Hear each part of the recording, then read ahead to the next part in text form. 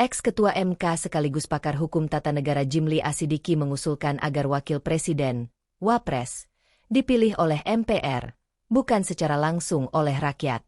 Hal tersebut disampaikan Jimli saat menjadi pembicara dalam seminar konstitusi yang digelar oleh MPR di Gedung Nusantara V, Kompleks Parlemen, Jakarta, pada Kamis, 21 Agustus 2025. Menurutnya, hal tersebut akan memastikan bahwa Wapres merupakan orangnya, presiden yang dipilih langsung oleh rakyat. Ini momentum, kita harus membuat sejarah, memperbaiki sistem yang kita anggap ya perlu diperbaiki. Nah, ini ada 5 isu di sini. Salah satu isunya adalah penataan kembali struktur lembaga perwakilan dan permusyawaratan. Menurut saya cukup 2 saja lembaganya, jangan 3. Sekarang ada MPR, ada DPR, ada DPD. Sejarah DPD jadi kayak begini ini kompromi. Tadinya mau bicameral, tapi kompromi, ya udah kita setuju DPD namanya sebagai lembaga sendiri, tapi MPR lembaga sendiri juga. Tapi dalam praktek DPD itu hanya memberi masukan, tidak membuat keputusan.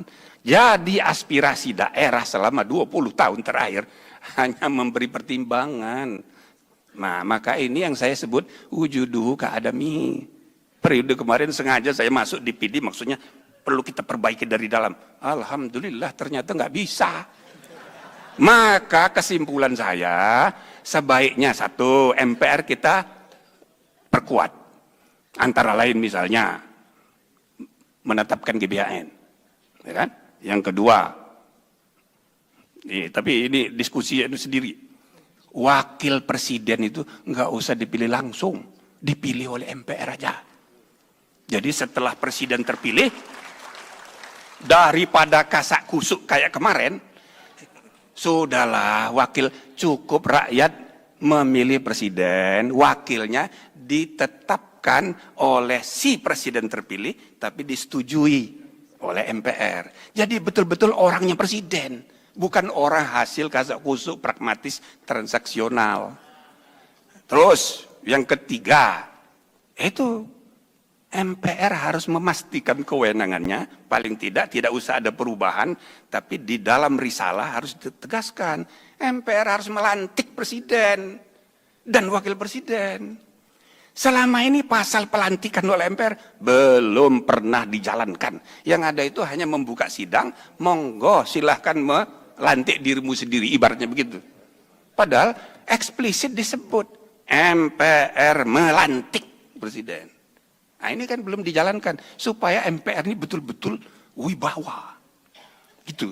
Nah juga yang paling penting lagi, MPR ini harus kita kembalikan sebagai penjelmaan seluruh rakyat. Utusan golongan, saya anggota MPR utusan golongan terakhir, cuma kita kalah waktu itu. Kalah karena semangat reformasi, ini semua yang diangkat oleh Pak Harto, akhirnya dibuang.